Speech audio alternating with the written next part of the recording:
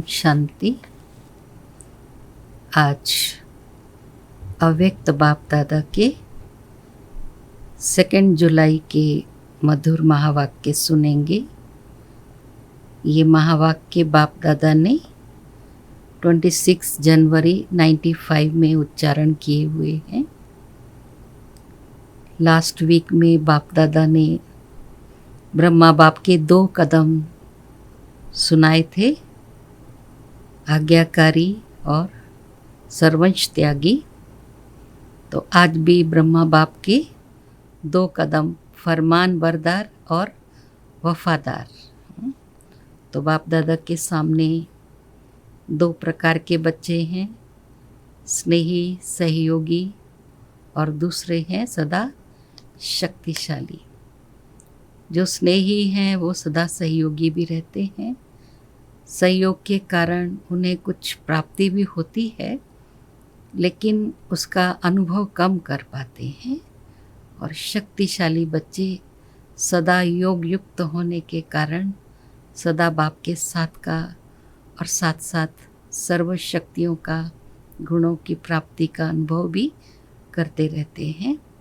और साथ साथ जैसे ब्रह्मा बाप ने हर कदम पर कदम रखते हुए बाबा के फरमान को सदा जी हुजूर जी हाजिर करके सेवा में तत्पर रहे, तो इस तरह हम बच्चों को भी बाबा के कदम पर कदम रखते हुए बाप समान बनने की आज बाबा ने हमें प्रेरणाएं दी हैं।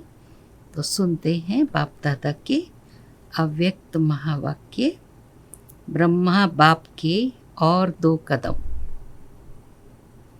फरमान वरदार वफादार। आज बाप दादा चारों ओर के स्नेही और सहयोगी बच्चों को और शक्तिशाली समान बच्चों को देख रहे हैं। स्नेही सभी बच्चे हैं, लेकिन शक्तिशाली यथाशक्ति है। स्नेही बच्चों को स्नेह का रिटर्न पदम गुणा स्नेह और सहयोग प्राप्त होता है। शक्तिशाली समान बच्चों को सदा सहज विजयी भाव का रिटर्न मिलता है। मिलता सभी को है, स्नेही सहयोगियों को भी और शक्तिशाली बच्चों को भी। स्नेही बच्चे यथाशक्तिशाली होने के कारण सदा सहज विजय का अनुभव नहीं कर पाते। कभी सहज तो कभी मेहनत। बाप दादा स्नेही बच्चों को भी मेहनत को सहज करने का सहयोग देते हैं, क्योंकि स्नेही आत्माएं सहयोगी भी रहती ही हैं। तो सहयोग का रिटर्न में बाप दादा सहयोग जरूर देते हैं, लेकिन योग यथार्थ न होने के कारण सहयोग मिलते भी प्राप्ति का अनुभव नहीं कर पाते।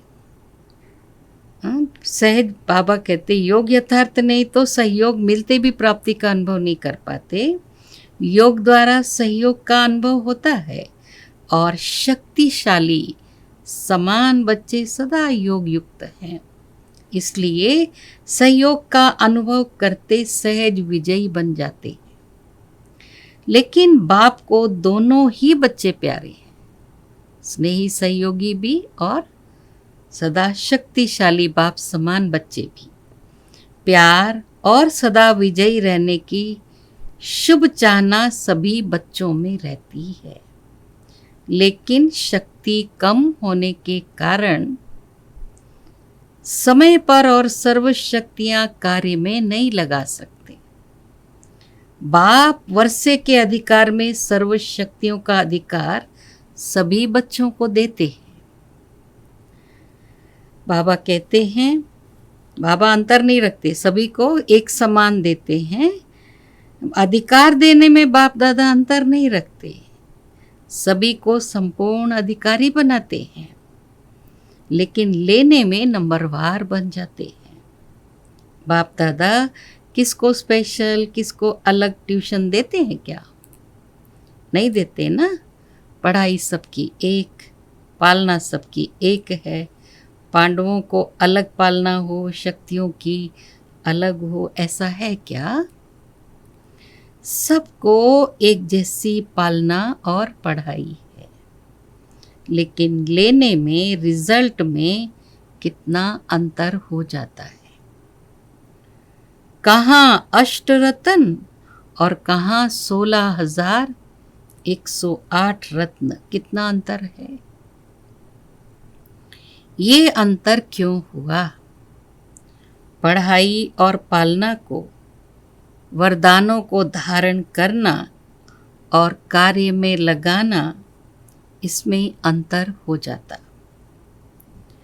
कई बच्चे धारणा भी कर लेते हैं, धारण करने में भी कई बच्चे धारण भी कर लेते, लेकिन समय प्रमाण कार्य में लगाना नहीं आता है। बुद्धि तक बहुत भरपूर होंगे, लेकिन कर्म में आने में फर्क पड़ जाता है। ब्रह्मा बाप नंबर 1 क्यों बना है? 2 कदम पहले सुनाए ना।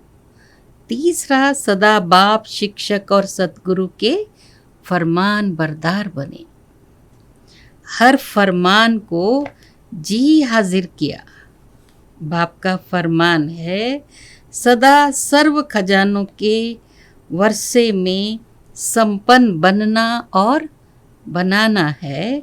तो प्रत्यक्ष देखा, सर्व खजाने, ज्ञान, शक्तियाँ, गुण, श्रेष्ठ समय, श्रेष्ठ संकल्पों का खजाना पहले दिन से लेकर लास्ट दिन तक कार्य में लगाया है ना। कितने खजाने बताए बाबा ने?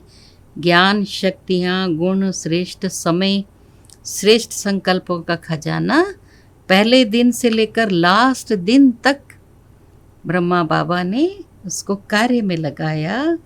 लास्ट दिन भी समय, संकल्प बच्चों प्रति लगाया।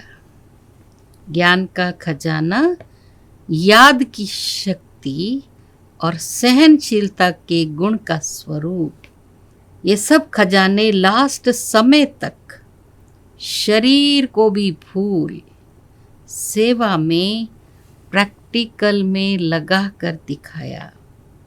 तो इसको कहा जाता है फरमान बरदार, नंबर 1 बच्चा।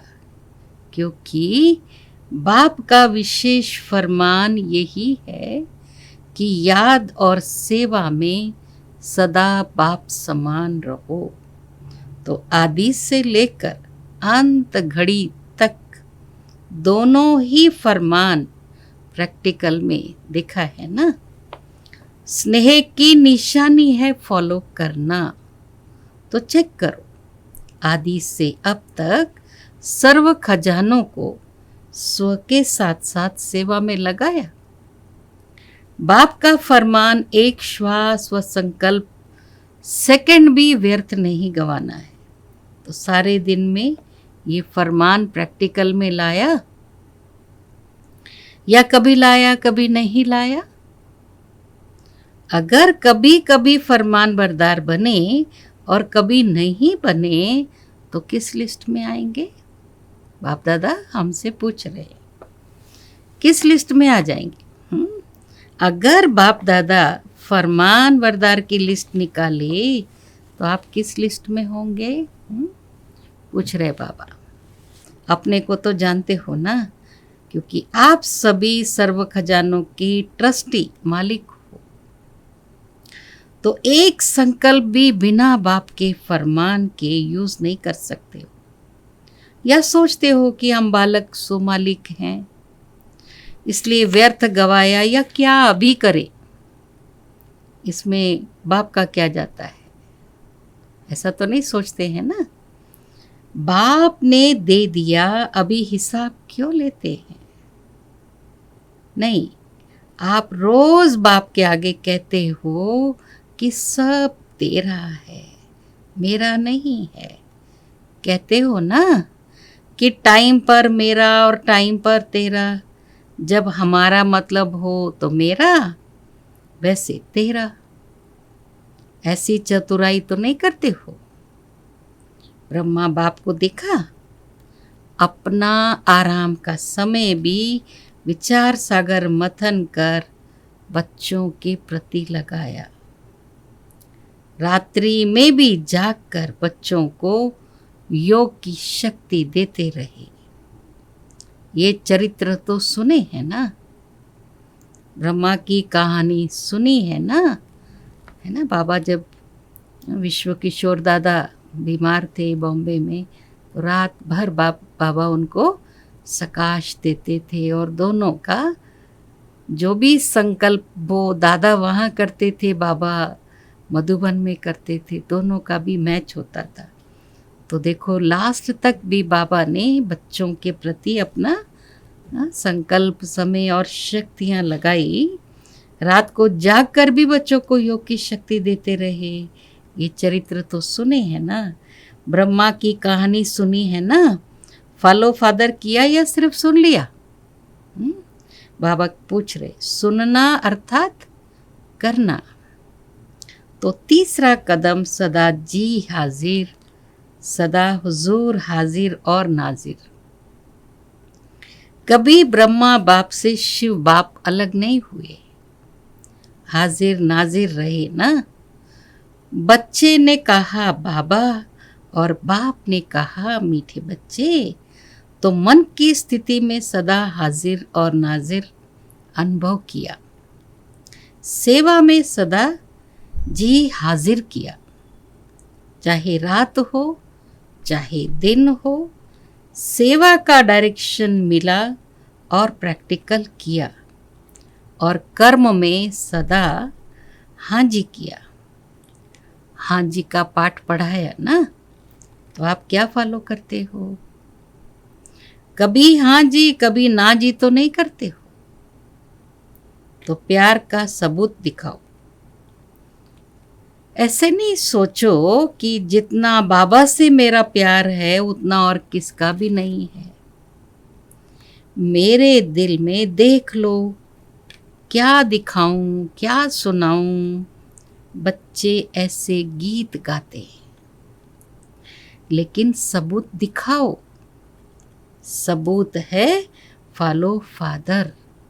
तो चेक करो स्थिति में, सेवा में, कर्म अर्थात संबंध संपर्क में, ब्रैकेट में है संबंध और संपर्क में आना ही कर्म है। तीनों में सदा फॉलो फादर है। हर फरमान सिर्फ बुद्धि तक रहता है या कर्म में भी आता है? रिजल्ट में देखा जाता है, अगर बुद्धि में और वाणी में 100 बातें रहती है और कर्म में जब आते तो 50 है, तो उन्हों को फॉलो फादर कहें? सोचने में 100, बोलने में भी 100, लेकिन करने में 50%, तो उनको बाप समान कहेंगे, फॉलो फादर कहेंगे? अधूरी रिजल्ट वालों को फॉलो फादर की लिस्ट में रखें? आप क्या समझते? बाबा हमसे ही पूछ रहे, ये फरमान बरदार है कि आप आधे में ही राजी हैं?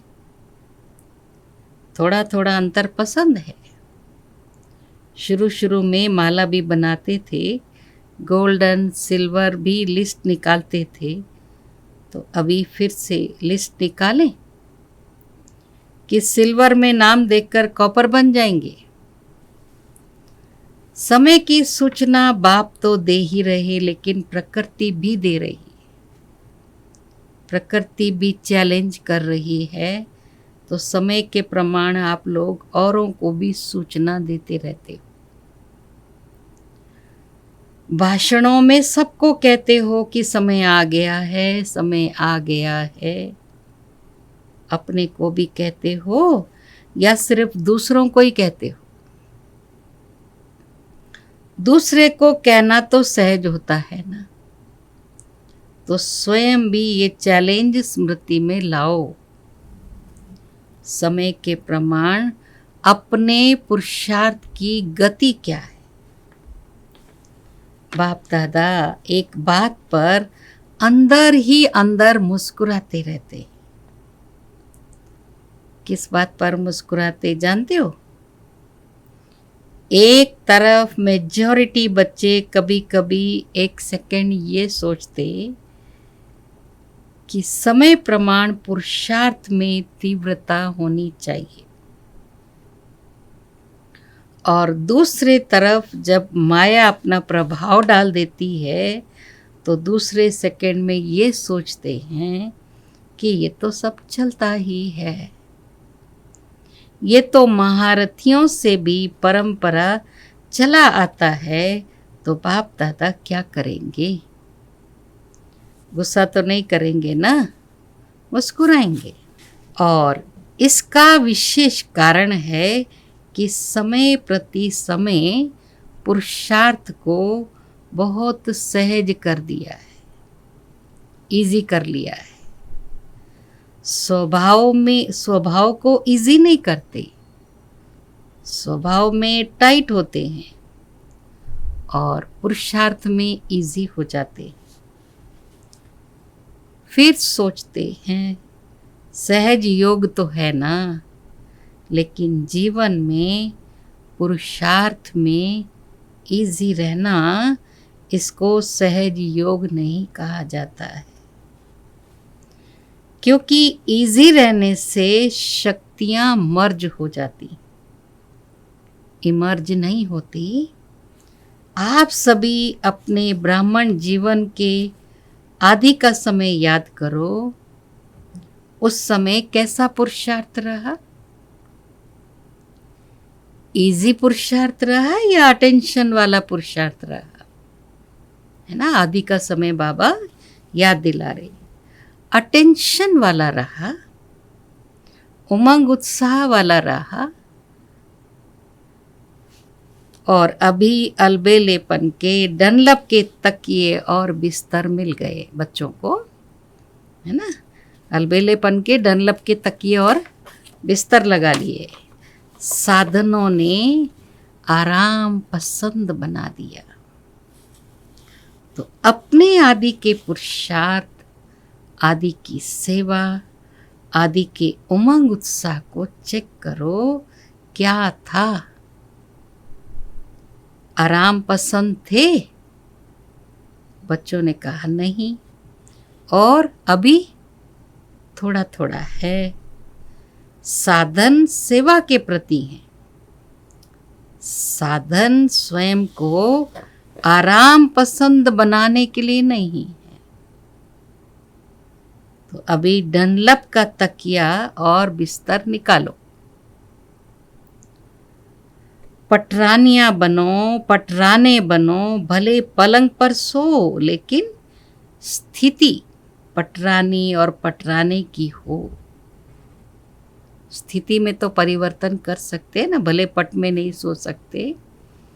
लेकिन बाबा कहते देखो, आदि सेवा के समय में साधन नहीं थे, कुछ भी नहीं था, केवल साधना थी। लेकिन साधना कितनी श्रेष्ठ रही। जिस आदि की साधना ने ये सारी वृद्धि की है ना। बाबा मम्मा दादियों ने कितनी साधना की, और आज के समय में आए हुए हम बच्चों के लिए कितने साधन मिल गए हैं, तो अलबेले हो गए। तो साधना के बीज को विस्तार में छिपा नहीं दो। जब विस्तार होता है तो बीज छिप जाता है। तो साधना है बीज, साधन है विस्तार। तो साधना का बीज छिपने नहीं दो। अभी फिर से बीज को प्रत्यक्ष करो। बाप दादा ने इस सीजन में काम दिया था, लेकिन किया नहीं। याद है क्या दिया था? कि कापियों में है जो काम बाबा ने दिया, वो नोटबुक में ही रखा हुआ है या होमवर्क किया भी है? बाबा पूछ रहे हैं। काम दिया था कि बेहद के वैराग्य वृत्ति पर स्वयं से भी चर्चा करो और आपस में भी चर्चा करो और प्रैक्टिकल में इस साधना के बीज को प्रत्यक्ष करो। तो किया कि एक दिन अब सिर्फ डिबेट कर ली, वर्कशॉप तो हो गई लेकिन वर्क में नहीं आई। तो वर्तमान समय के प्रमाण अभी अपनी सेवा व सेवा स्थानों की दिनचर्या बेहद के वैराग्य वृत्ति की बनाओ। अभी आराम की दिनचर्या मिक्स हो गई है। ये अलबेलापन शरीर की छोटी छोटी बीमारियों के भी बहाने बनाता है। पहले भी तो बीमारी थी ना, होती थी ना, शुरू में भी पहले भी तो बीमारियां होती थी ना, लेकिन सेवा का उमंग बीमारी को मर्ज कर देता है। जब कोई आपके दिल पसंद सेवा होती तो बीमारी याद आती है? पूछ रहे बाबा, मनपसंद सेवा हो तो बीमारी याद आती है? अगर आपको इंचार्ज बहन कहे नहीं आपकी तबीयत ठीक नहीं है, दूसरे को करने दो, तो करने देंगे? आपकी फेवरेट सेवा हो, भाषण की, कोई कॉन्फ्रेंस में भाषण है, अगर बहन बोले भी, निमित्त बहन, कि नहीं आपकी तबीयत ठीक नहीं, चांस किसी और को दो, तो देंगे क्या? उस समय बुखार या सिर दर्द कहाँ चला जाता है? और जब सेवा कोई पसंद नहीं होगी तो क्या होगा? सिर दर्द भी आ जाएगा, तो पेट दर्द भी आ जाएगा। सुनाया है ना, अगर बहानेबाजी में बुखार कहेंगे तो टीचर कहेगी थर्मामीटर लगाओ, लेकिन पेट दर्द और सिर दर्द का थर्मामीटर तो है ही नहीं, कैसे चेक करेंगे? मूड ठीक नहीं होगा और कहेंगे पेट में दर्द है। तो ये अलबेलेपन के बहाने हैं। तो बेहद की वैराग्य वृत्ति मर्ज हो गई और बहानेबाजी इमर्ज हो गई। बाप दादा देख रहे थे कि सभी बच्चे बहुत स्नेह से मधुवन में पहुंच गए। तो स्नेह तो दिखाया, उसकी मुबारक हो। बाप दादा को भी बच्चों की खुशी देखकर खुशी होती है, लेकिन आगे क्या करना है?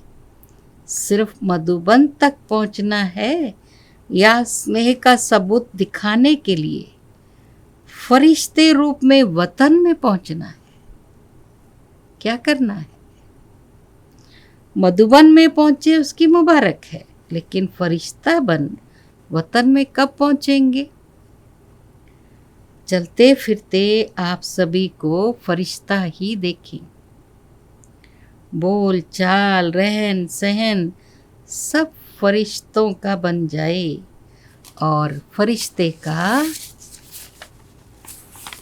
अर्थ ही है डबल लाइट। तो दिनचर्या में लाइट नहीं बनना है, लेकिन संबंध संपर्क में स्थिति में लाइट। तो लाइट बनना आता है कि बोझ खींचता है? बाप दादा स्नेह का सबूत देखना चाहते, और जब स्नेह का सबूत देंगे तो आपको तालियां बजाने की जरूरत नहीं पड़ेगी, लेकिन माया भी ताली बजाएगी। वाह विजयी वाह, प्रकृति भी ताली बजाएगी। तो अभी कुछ परिवर्तन करो। अभी स्वयं को स्नेह के साथ साथ शक्तिशाली बनाओ।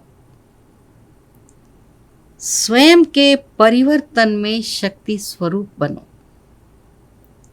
सहज योगी सहज योगी करके अलबेलापन नहीं लाओ।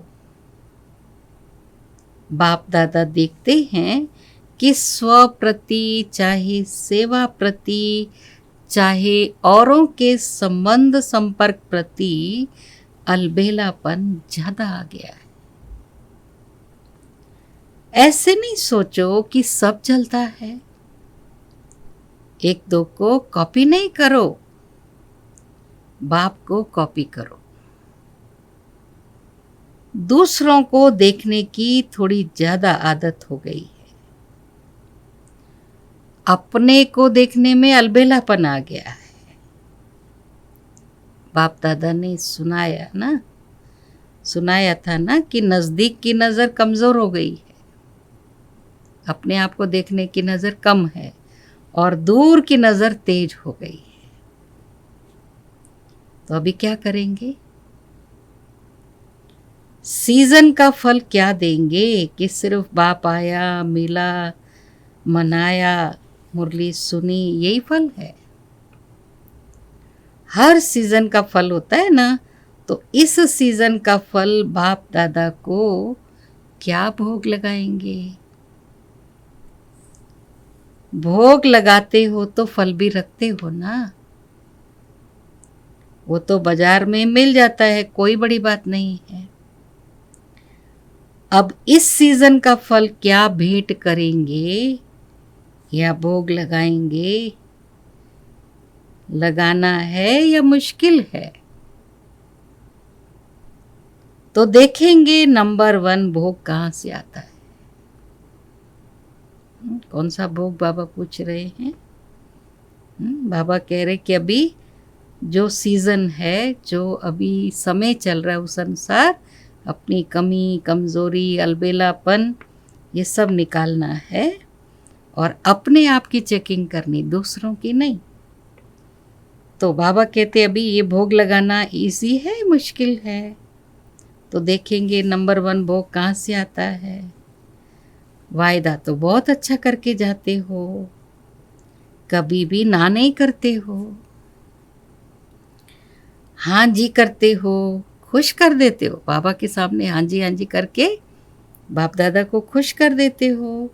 लेकिन अभी क्या करेंगे? टीचर्स नंबर 1 भोग लगाएंगे ना। सभी सेंटर्स का भोग देखेंगे। प्रवृत्ति वाले भी भोग तो लगाते हो ना, कि खुद ही खा जाते हो। तो ये नहीं सोचना सिर्फ सेंटर्स वालों का काम है, सभी का काम है। तो फरमान बरदार का कदम प्रैक्टिकल में लाना है। चौथा कदम है वफादार। कभी भी मन से, बुद्धि से, संकल्प से बाप के बेवफा नहीं बनना। वफादार का अर्थ ही है सदा एक बाप, दूसरा न कोई। संकल्प में भी देह के संबंध, देह के पदार्थ व देहधारी व्यक्ति आकर्षित न करे। जैसे जब पति पत्नी एक दो के वफादार बनते, तो स्वप्न में भी अगर पर यानी दूसरे की याद आ गई तो वफादार नहीं कहा जाता। तो ब्रह्मा बाप को देखा, संकल्प भी दूसरे के तरफ नहीं, एक बाप ही सब कुछ है।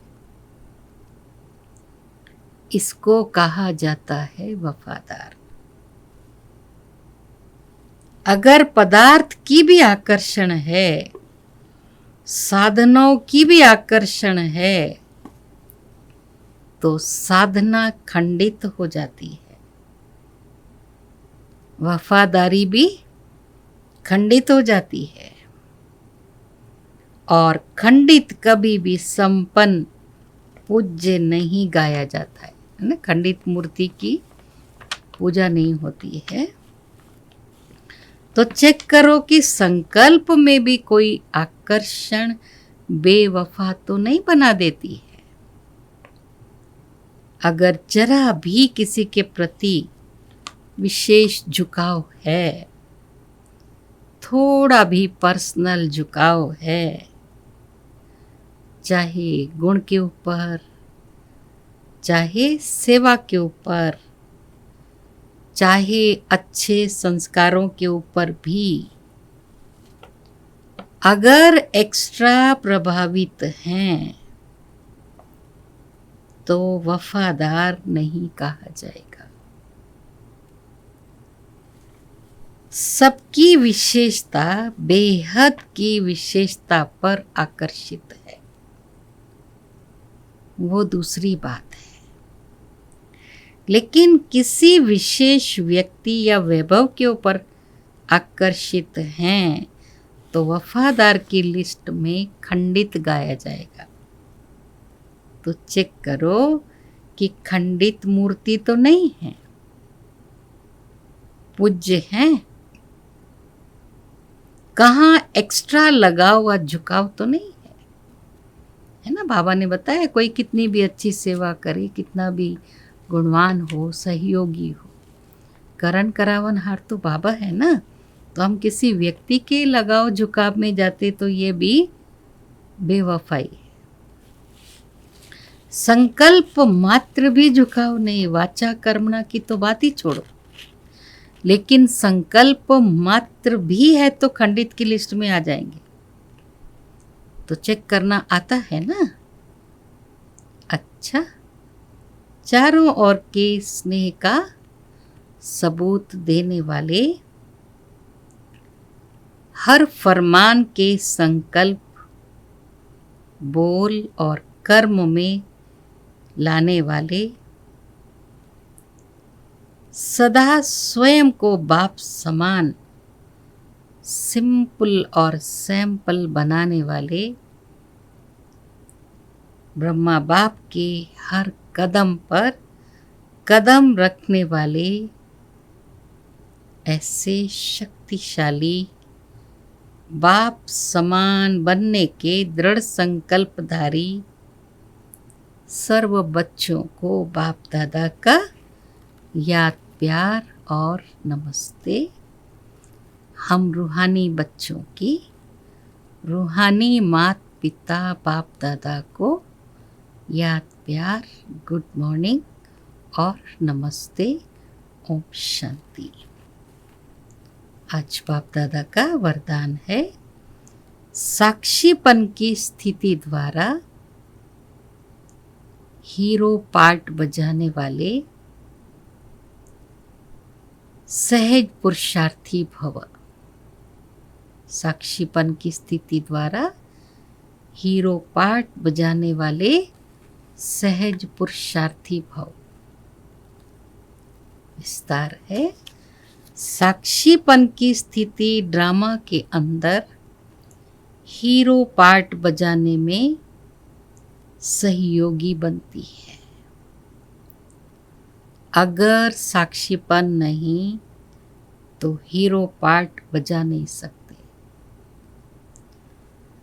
साक्षीपन अर्थात देह से न्यारे है ना। साक्षीपन अर्थात देह से न्यारे आत्मा मालिकपन की स्टेज पर स्थित रहे। देह में भी साक्षी मालिक, इस देह से कर्म कराने वाली ऐसी साक्षी स्थिति ही सहज पुरुषार्थ का अनुभव कराती, क्योंकि इस स्थिति में किसी भी प्रकार का विघ्न या मुश्किलात नहीं आ सकती। ये है मूल अभ्यास। इसी अभ्यास से लास्ट में विजयी बनेंगी।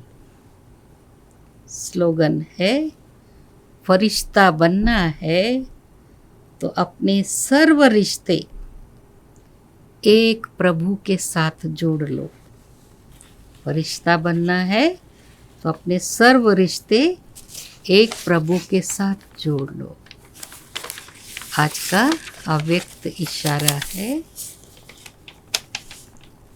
टॉपिक है निर्मल और निर्माण बन विश्व नव निर्माण करो।